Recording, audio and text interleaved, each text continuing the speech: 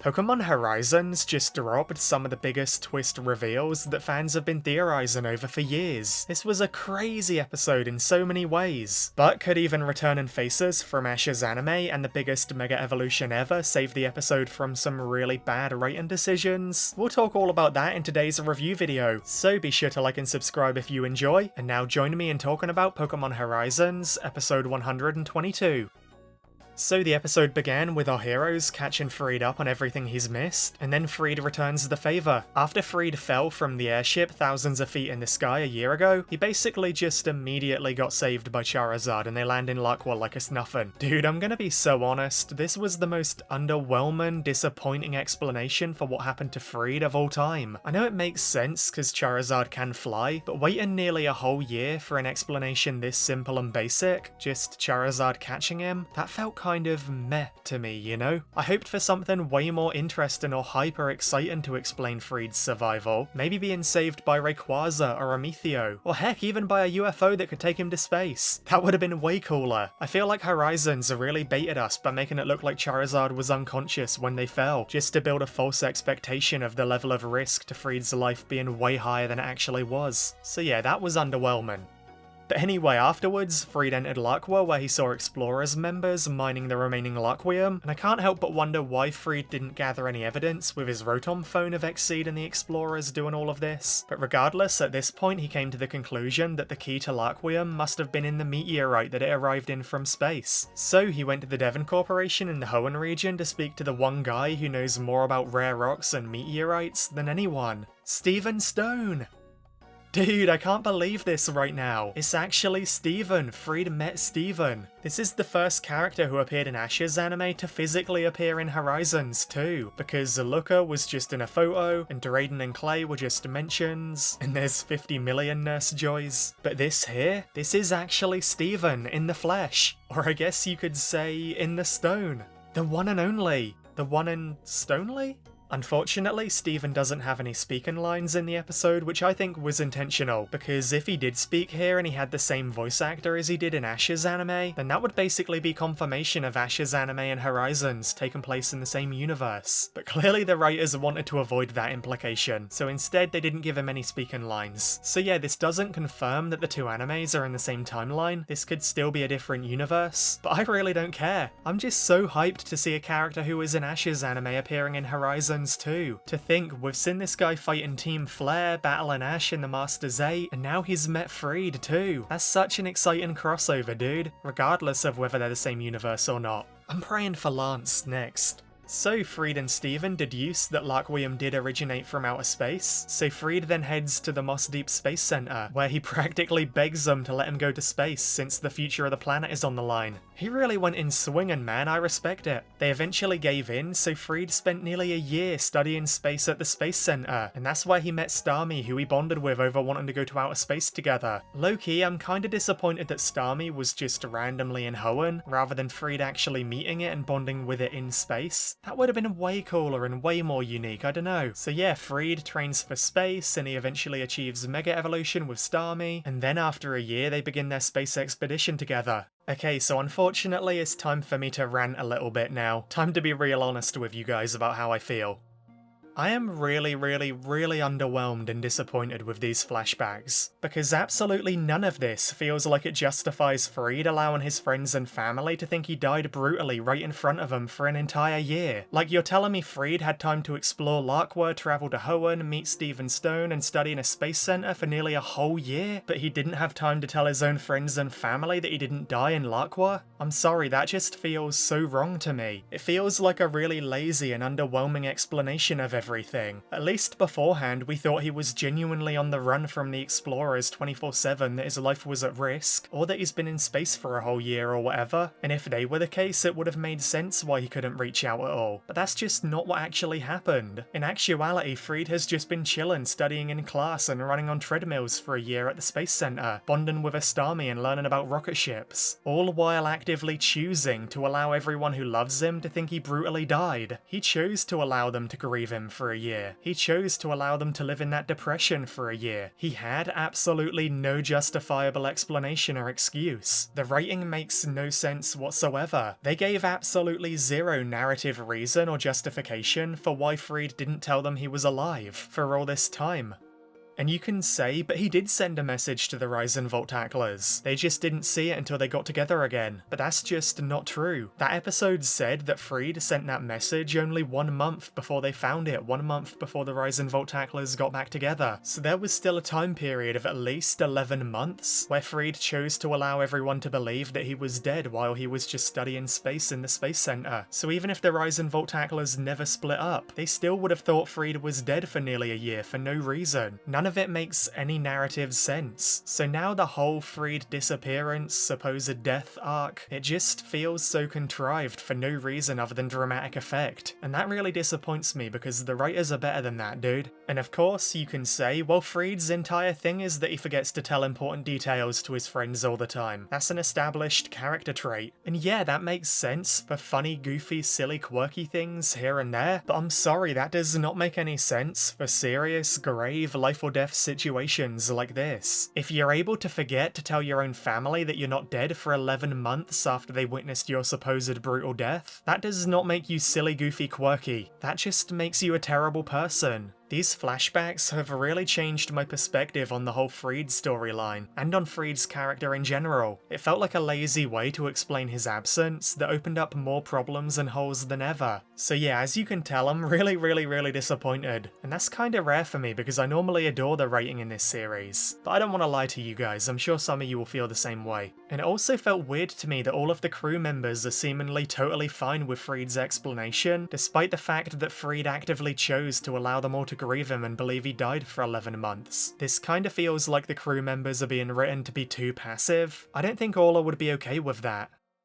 On the bright side though, I love how Alt is so obsessed with Friede going to space that he wants to become Friede's apprentice. That was a really fun, sweet, charming character interaction, and it makes sense too with Alt being obsessed with Rayquaza, and Rayquaza being from space, and Friede being in space. So on that topic, while Friede was in outer space, he found a substance that he did uses created a Laqueum. He thinks that when a meteorite with the substance inside crashed into the mountain, creating the Laqua Paradise, that flaming impact sparked a chemical reaction in the substance that created Laqueum. And that's a pretty interesting scientific explanation for the presence of Laqueum on Earth. I like it a lot. And it's good to see that Friede's trip to space actually delivered answers on this stuff finally. Alt then makes a jab at Roy, saying that now Friede's back, Roy's role as leader is over, and Liko and Dot both call Alt out for this, which is a side of him that I really enjoy seeing. But Roy admits it's okay, it feels like a weight is lifted off his shoulders now that Friede is back and can be their leader again. But Friede pretty much says, nah,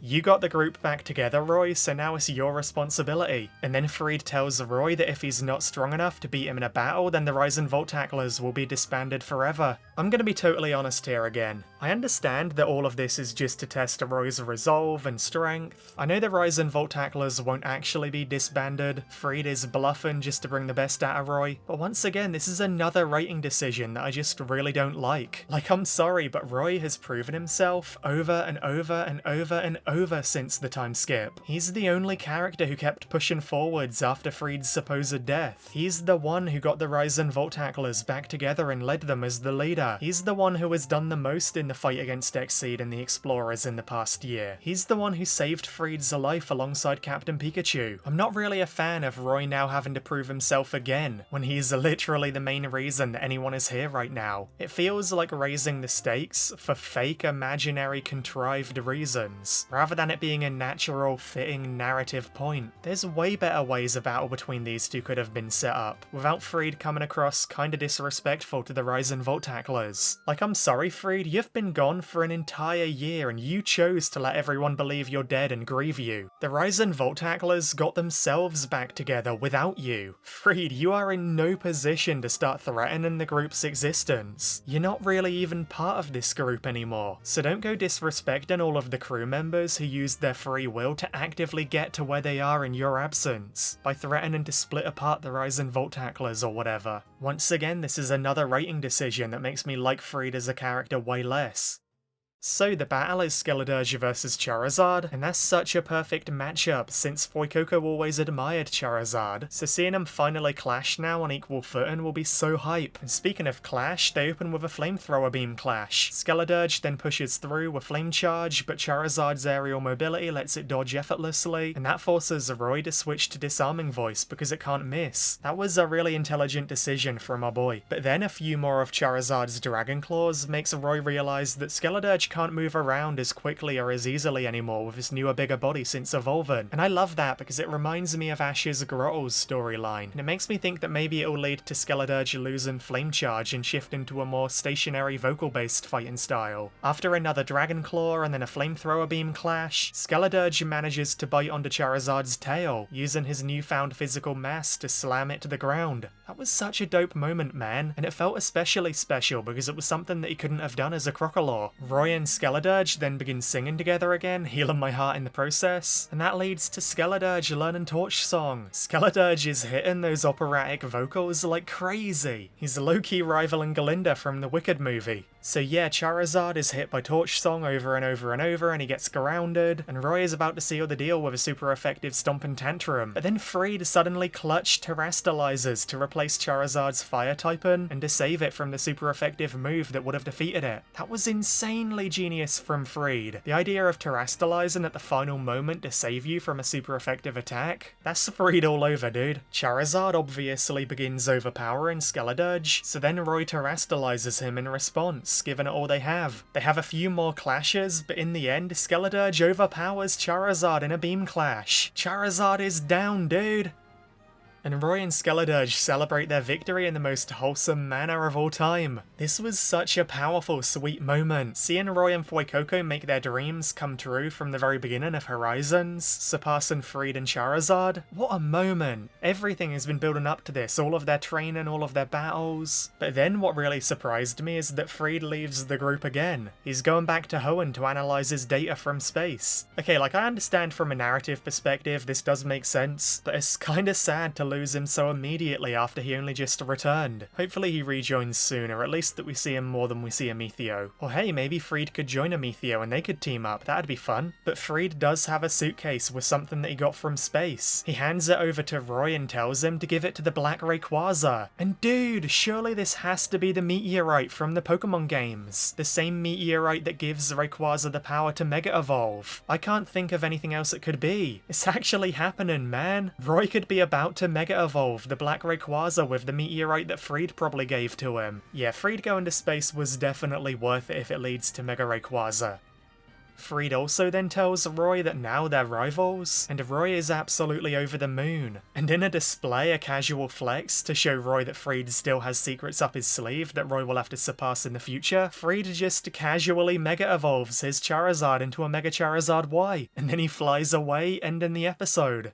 Okay, so overall, where do I begin? I did really enjoy the passing the torch moment here, with Roy finally being equals and rivals with Friede, and I think their battle itself was really fun. It felt like they were on a level playing field, and I loved seeing how far Roy has come in that way. And of course, the twist at the end with Friede's Mega Charizard Y, that was such a wonderful writing decision. Not only because I really prefer Y over Mega Charizard X, so I'm so relieved they went for that one, but also because it solidified the rivalry between Roy and Friede. They both still have tricks up their sleeve that the other haven't seen, so their rivalry isn't done and dusted already. It'll probably be a back and forth thing between them where they keep surpassing each other, and I love that, man. And then topping that off with the probable Mega Rayquaza reveal at the end, I'm so hyped that that's actually happening after we've all theorized on it since way back in 2023. Like, dude, the final showdown with Spinella is gonna be nutty. We're really gonna have Liko and Stella Terapagos, Roy and Mega Rayquaza, and then Amicio and complete form Zygarde. It's gonna be wild. Unfortunately though, the rest of the episode really disappointed me, as I'm sure you guys know. The explanations given for Friede's survival, his whereabouts, his actions for the past year, to me they felt pretty underwhelming and lazy and kinda misleading, and also detrimental to his character too. It made no sense at all that he wouldn't have told the others he survived, while all he was doing was just studying space for a year. And on top of that, the imaginary made up pointless stakes of the Rise and Volt Tacklers possibly splitting up if Roy wasn't wasn't strong enough. That just felt disrespectful to Roy's growth and everything all of our heroes have achieved in the past year without Friede. He had zero right to make that decision, even if he was bluffing. But hey, at least we got Steven Stone up in here. So although the episode did disappoint me in the big story decisions, and although I find it hard to get over that when these are things we've been hyping up for nearly a year since the time skip, there were also some really hype moments in this episode that I'll try and focus on appreciating instead, because I don't like focusing on the negatives too much. That's depressing, man. So let me know your thoughts on episode 122 in the comments below, and be sure to like and subscribe if you enjoyed. We're so close to 150k subscribers, and I'd really appreciate your help getting us there if you haven't already. Thank you to all of my incredible channel members on screen right now. That includes Shiny Charm, Toten, Jay, Pokesan, Shareborn, Melissa, Hope Not Mini, Jascadia, Fizz. You guys are wonderful, and I really appreciate you all. And yeah, on that note, thank you all so much for watching, and best wishes until we meet again!